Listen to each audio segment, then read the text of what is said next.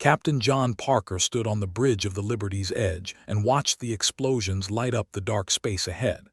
Each flash meant thousands of lives lost, but the two alien races kept fighting like they had done for the past 300 years.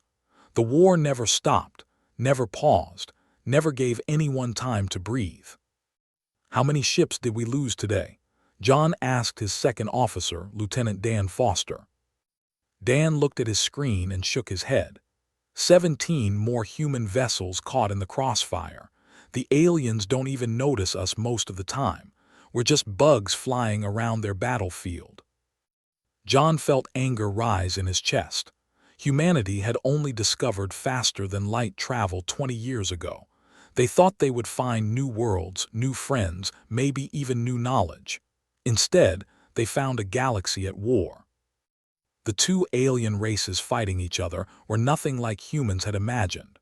They looked almost like tall, blue-skinned people, but they lived for hundreds of years and had technology that seemed like magic. Their ships could create energy shields so powerful that nothing could break through them. Their weapons could turn entire moons into dust. The Hive Collective was completely different. They were not one species but millions of insect-like creatures that all shared one mind.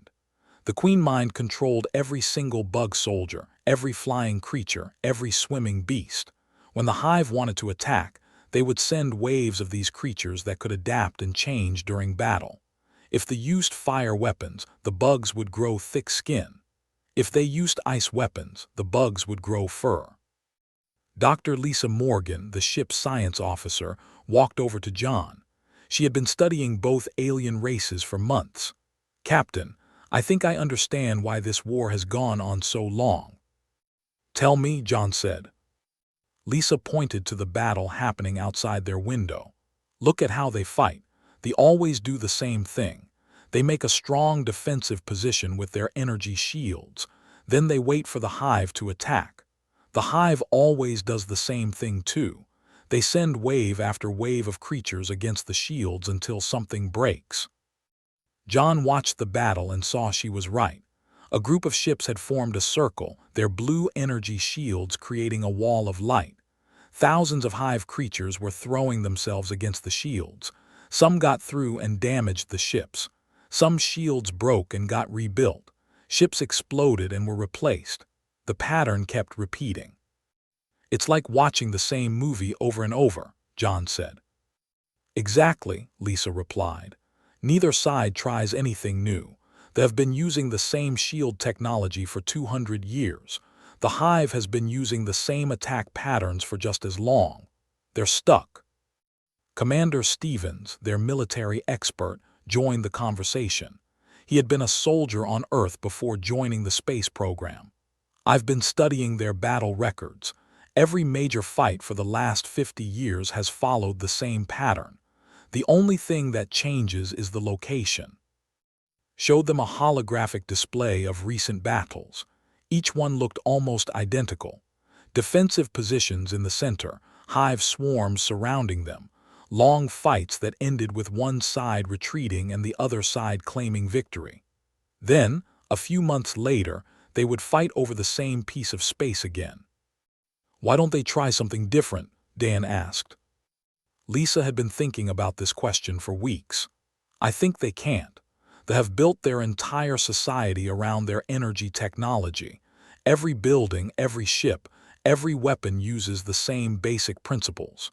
To them, any other way of fighting would be wrong, maybe even impossible to imagine." "What about the Hive?" John asked. "They have the opposite problem," Lisa explained. "They can adapt their creatures to any situation, but they can only think in terms of biological solutions. If they face a wall, they try to create creatures that can climb over it or dig under it or break through it. They never think about simply going around it." Nodded. Both sides are prisoners of their own success. The energy shields work so well that they never learn to fight without them. The Hive's adaptation ability is so good that they never learn to think outside of biological solutions. John watched another explosion bloom in the distance. "So they're stuck fighting forever."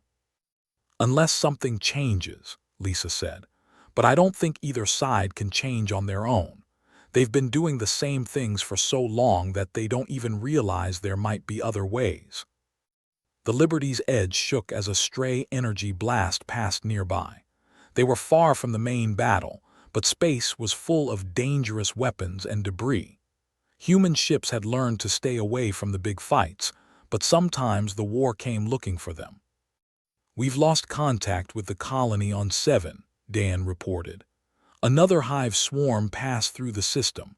They didn't attack the colonists directly, but their ships got caught in a battle with a patrol." John felt tired. Every day brought news of more human losses. People who had left Earth looking for a better life were dying because they happened to be in the wrong place when the ancient war rolled through their systems. "How many humans have we lost total?" John asked, though he wasn't sure he wanted to know the answer. Checked his records. Over 40,000 in the past 5 years, most of them civilians, colonists, traders, explorers. The aliens barely notice us, but their war keeps killing our people. The worst part was feeling helpless. Human technology was centuries behind both alien races. Human weapons could barely scratch shields. Human ships could not outrun hive swarms. When the war came to a human system, the only choice was to run or die. But as John stood there watching the endless battle, something started to form in his mind. Both alien races were stuck in old patterns. They fought the same way every time. Maybe that was not strength. Maybe that was weakness. Maybe humans, with their primitive technology and short lives, could see something that ancient, powerful aliens could not. Colonel Kate Williams crouched behind a broken piece of metal on the dead planet Prime. Her team of 6 human soldiers had been watching the base for 3 weeks. This was the closest any human had ever gotten to the blue-skinned aliens without being killed.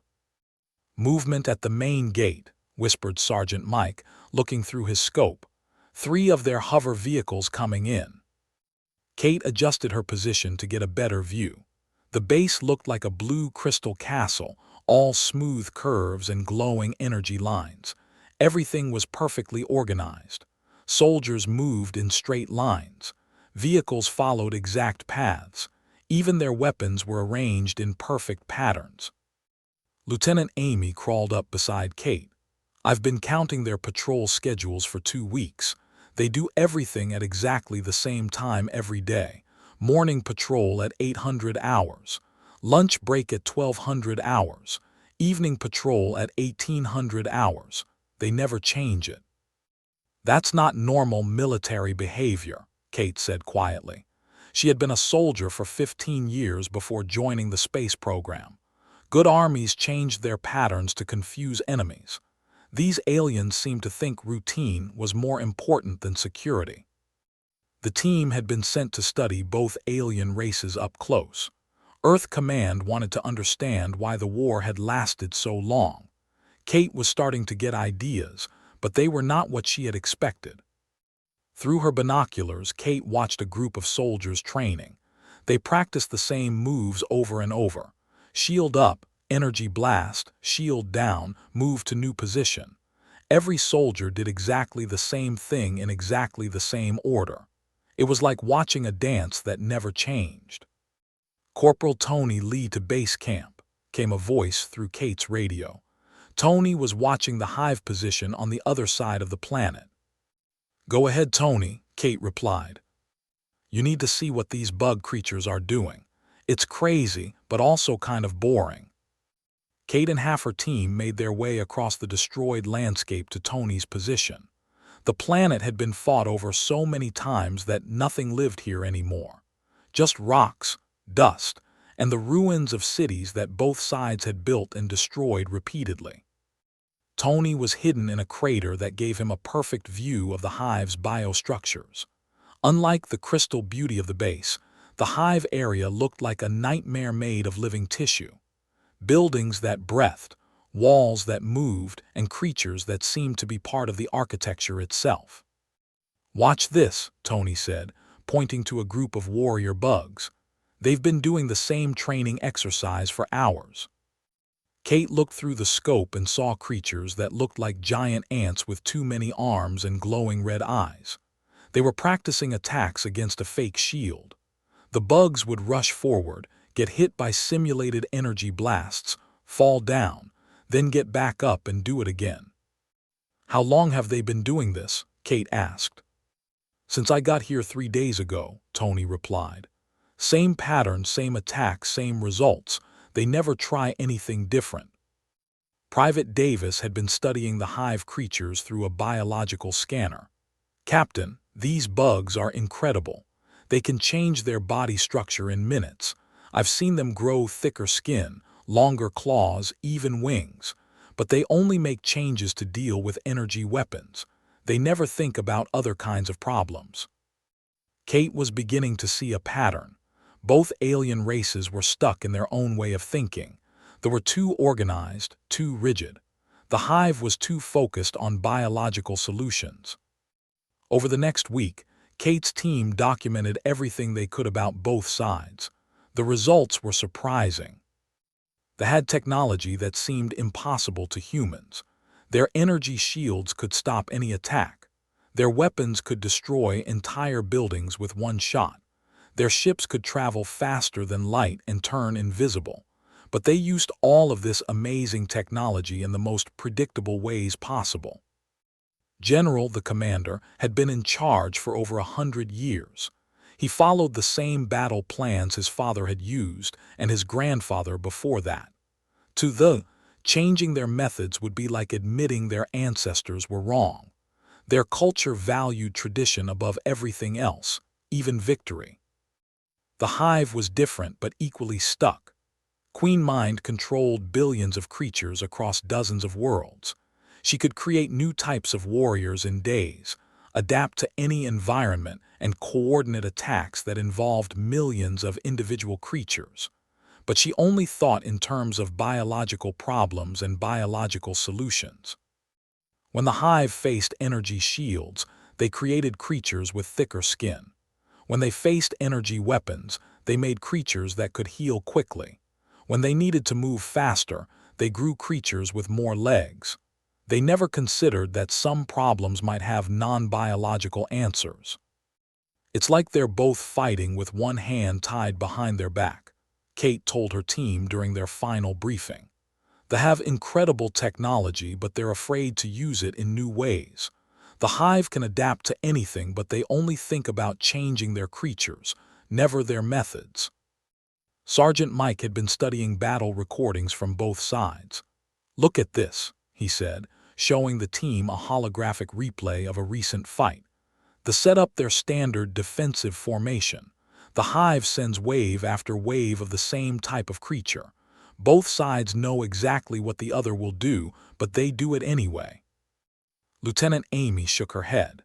"It's like they're playing a game with rules that everyone knows, but no one is allowed to change the rules." "Why don't they change?" asked Davis. Kate had been thinking about this question for days. "I think they can't. They have been successful with their energy technology for so long that they think it's the only way to fight. The hive has been successful with biological adaptation for so long that they can't imagine any other approach." "But what about us?" Tony Lee asked. "Humans barely have any technology compared to them. We can't make energy shields or create new creatures. What can we do?" Kate smiled for the first time in weeks. "That might be exactly what makes us dangerous. We don't have their limitations because we don't have their strengths.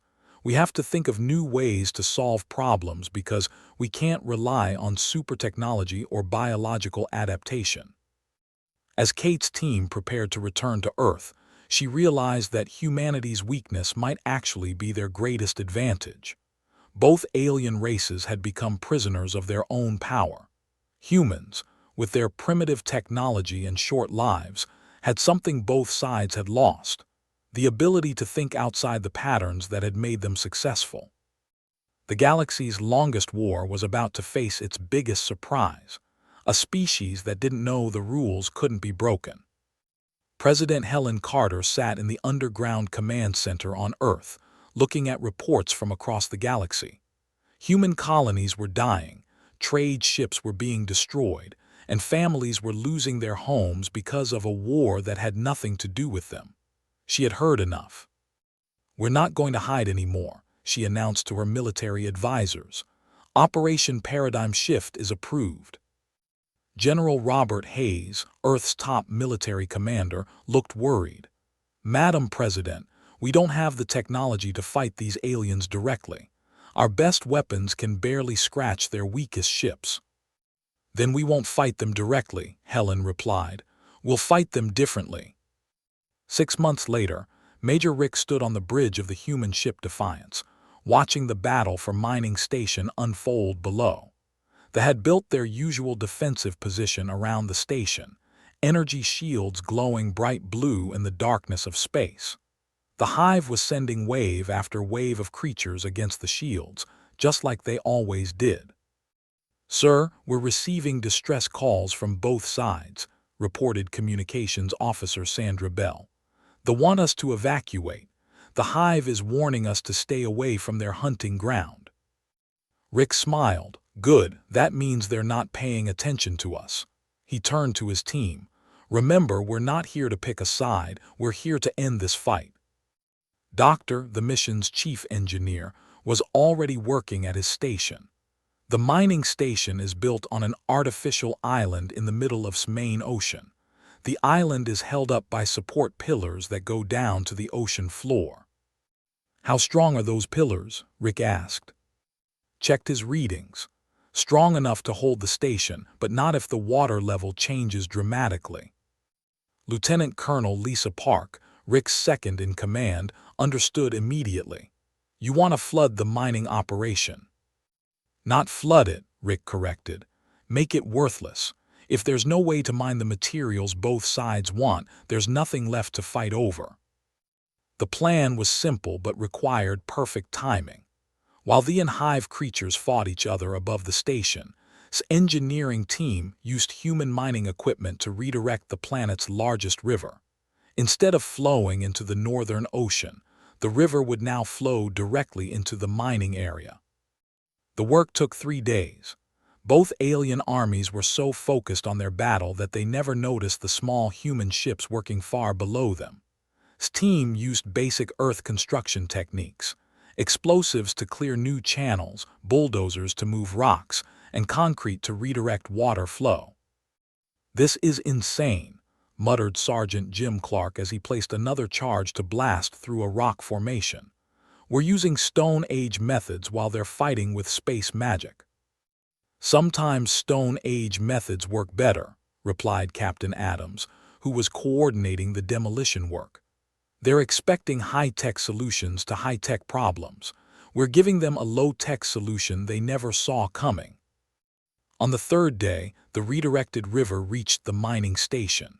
Within hours, the artificial island was completely underwater. The valuable minerals that both sides had been fighting over were now impossible to reach. The reaction from both alien armies was immediate and confused. They sent urgent messages demanding to know what had happened. The hive sent scouts to investigate the flooding. Neither side understood that humans had deliberately caused the disaster. "Status report," Rick requested as his team watched the alien forces from a safe distance. "Both sides are withdrawing," reported Lisa Park. "They are calling it a natural disaster. The hive thinks it's some kind of biological attack that made the planet sick." Rick felt satisfied. The battle for Mining Station was over, not because one side had defeated the other, but because there was nothing left worth fighting for. News of the incident spread quickly through human space. Soon, other human teams were trying similar tactics across the galaxy. Captain Martin Lee's unit stopped a fight over a fuel depot by simply buying all the fuel and giving it away to refugees. Major Susan White ended a 3-month siege by hiring both alien armies as security guards for a fake human colony, then paying them to protect empty buildings while the real colonists settled somewhere else. The most successful operation came from Dr. Nancy's Psychological Warfare Unit. Instead of trying to defeat alien armies, They studied what motivated each side and found ways to redirect that motivation. On the planet, and Hive forces had been fighting over ancient ruins that both sides considered sacred. Nancy's team didn't try to capture the ruins or destroy them. Instead, they built an exact replica of the ruins on a nearby moon and started rumors that the original ruins were fake copies. Within weeks, both alien armies had moved their fight to the moon, arguing over which ruins were real. The original planet was left in peace, and human colonists moved in to start the galaxy's first interspecies archaeological research center.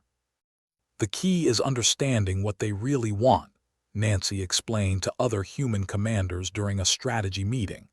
They want to preserve their honor and follow their traditions.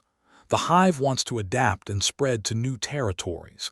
If we can give them ways to do those things without fighting each other, they'll take it.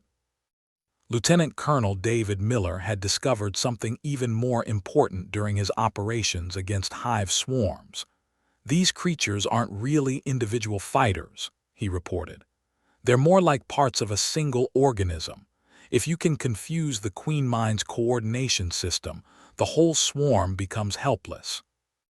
David's team had used simple radio jamming equipment to disrupt Hive communication during a battle on Titan 7. Instead of acting like a coordinated army, the Hive creatures started behaving like confused animals. They fled the battlefield without firing a shot.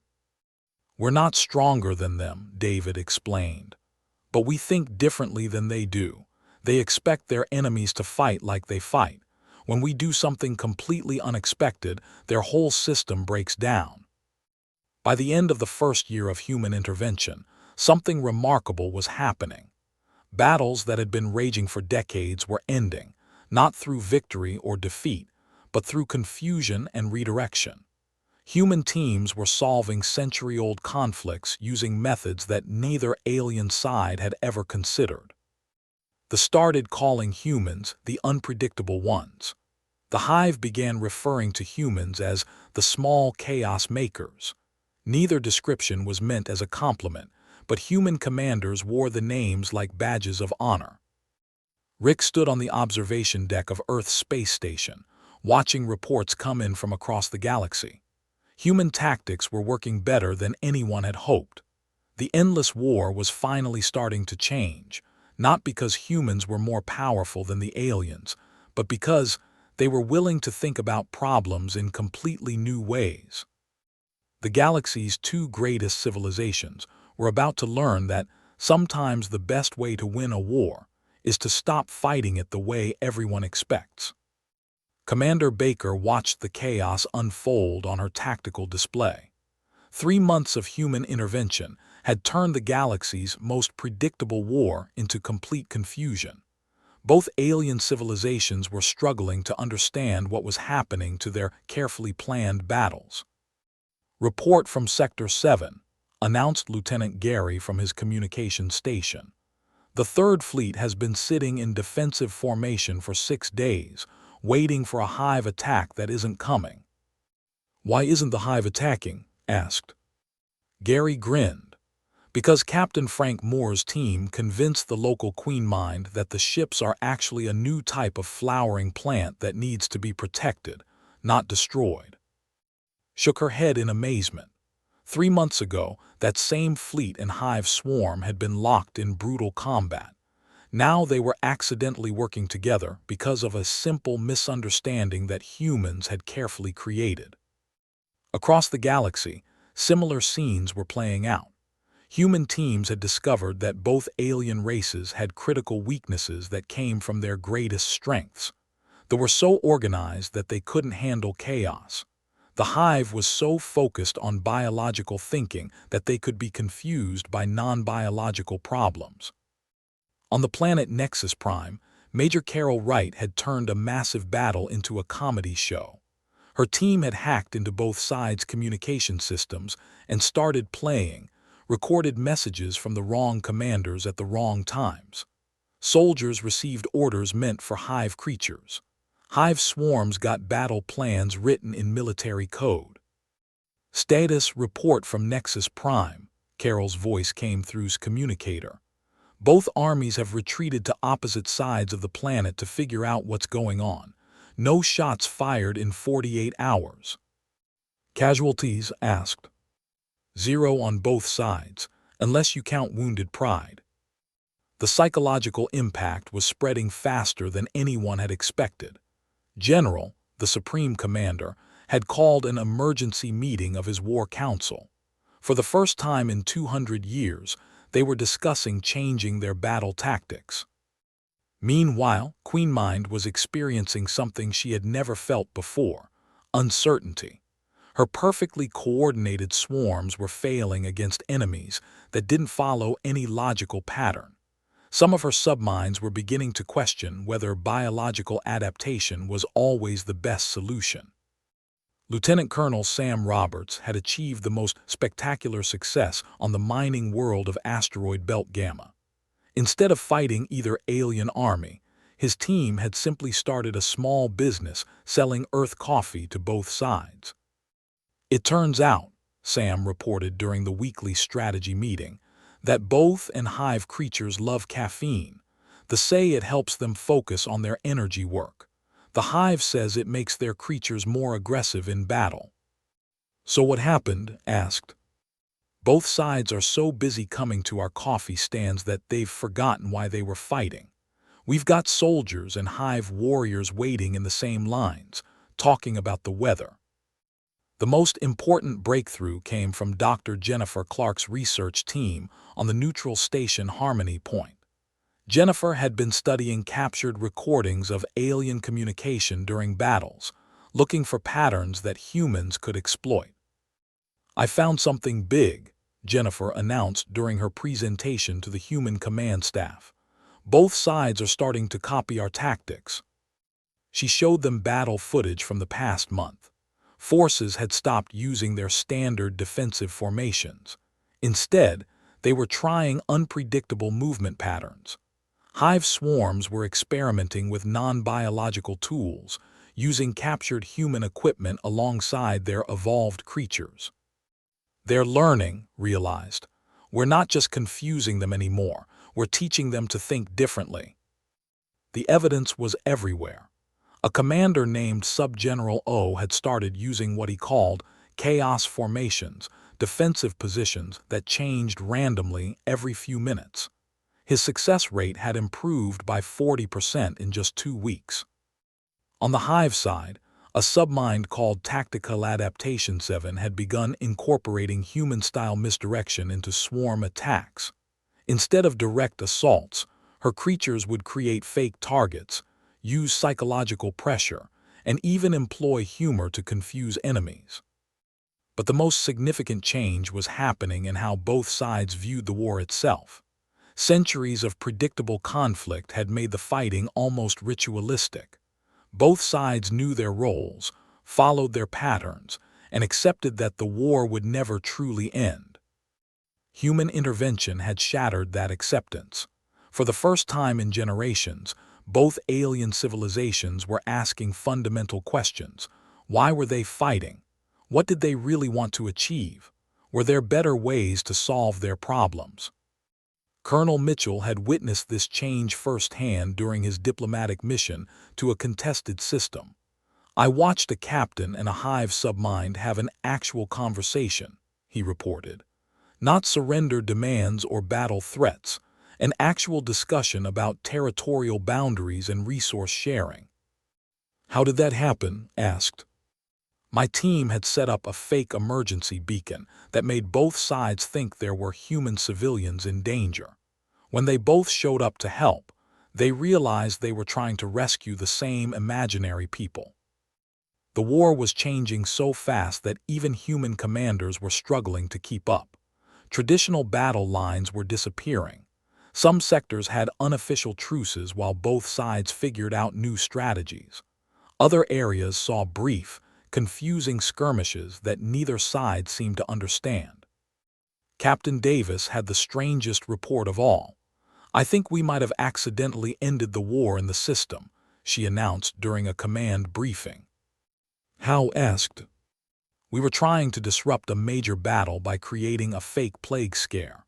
But instead of running away, both sides started working together to contain the supposed disease. They set up joint medical stations, shared resources, and coordinated their efforts. By the time they figured out there was no plague, they had been cooperating for 3 weeks. What happened then? They decided they liked working together better than fighting. The commander and the local Queen Mind signed a formal peace agreement yesterday. Looked around the command center at her staff.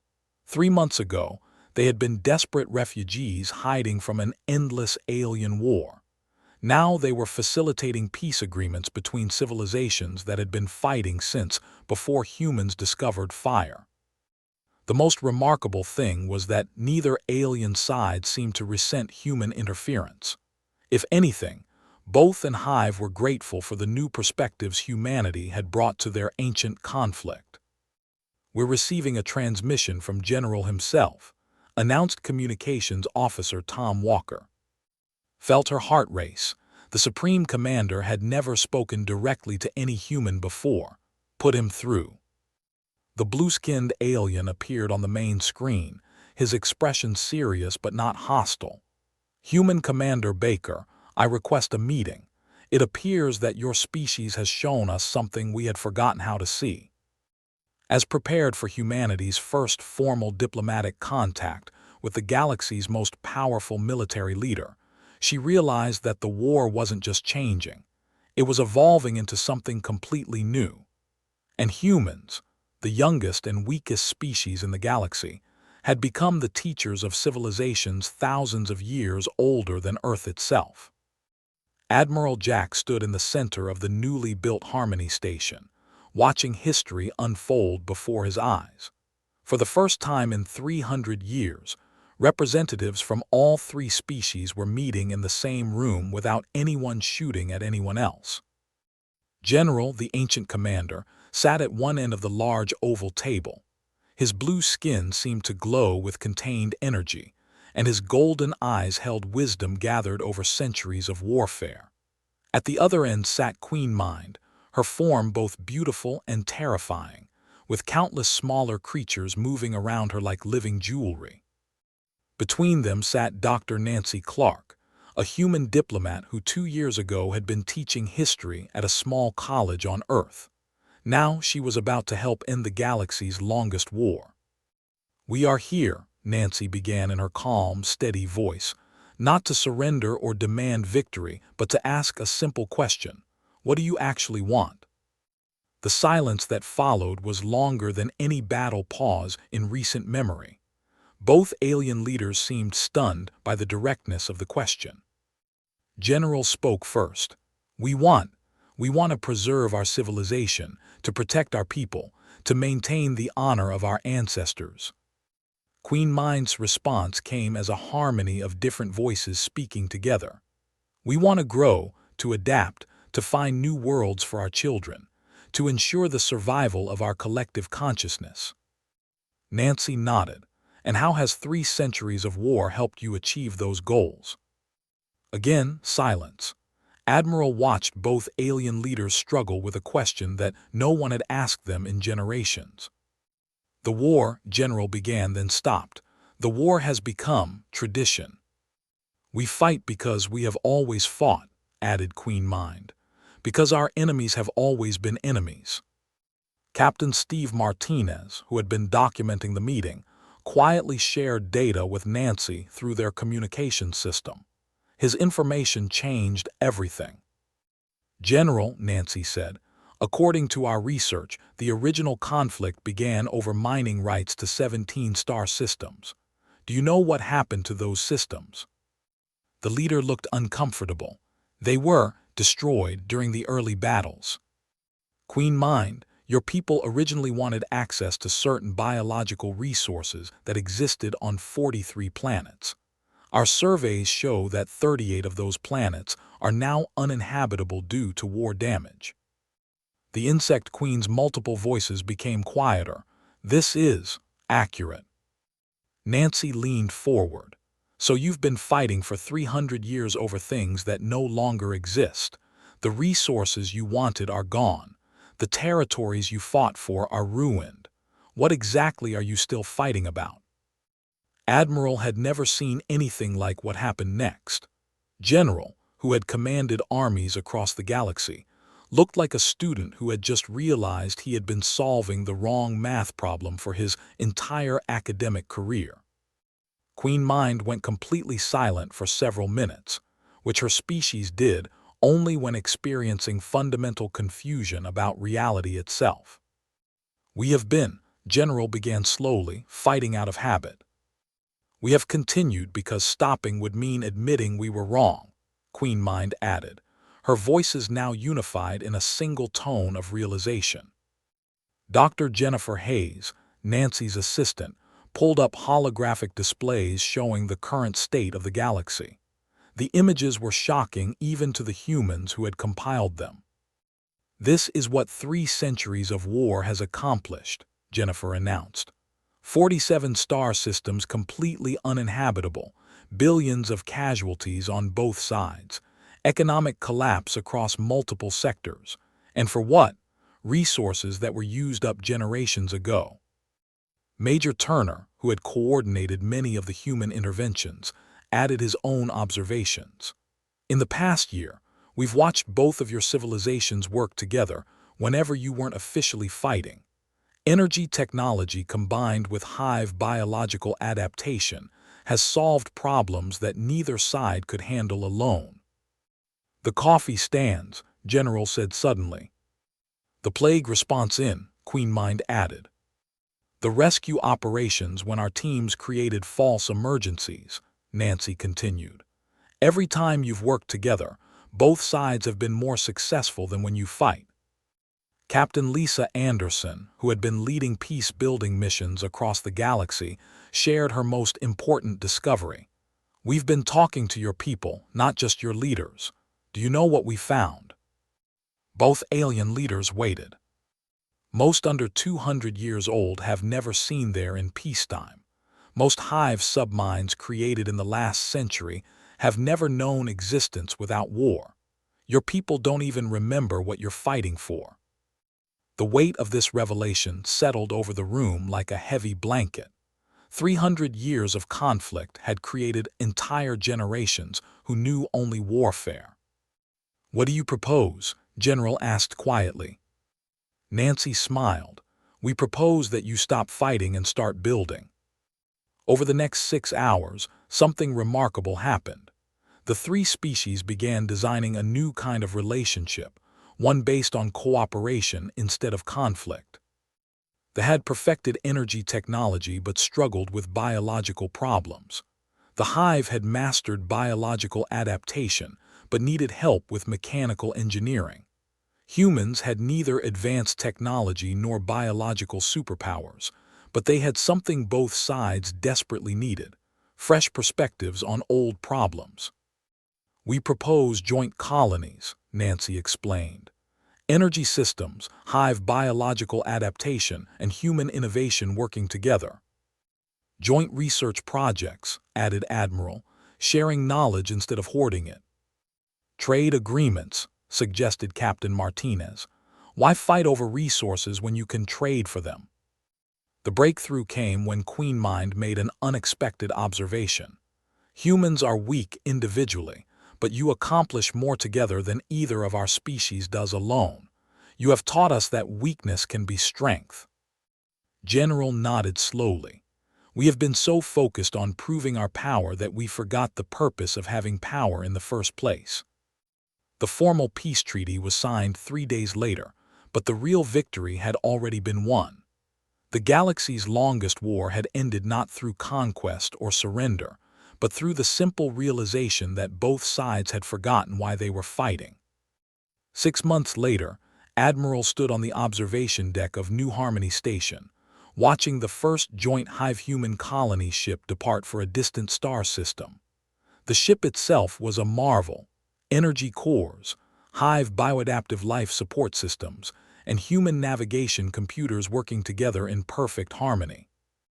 The war had finally ended, not because one side had defeated the other, but because humanity had taught two ancient civilizations the most important lesson of all. Sometimes the best way to win is to stop playing the game everyone expects you to play. The galaxy would never be the same, and neither would the three species who had learned that cooperation was stronger than any weapon ever created.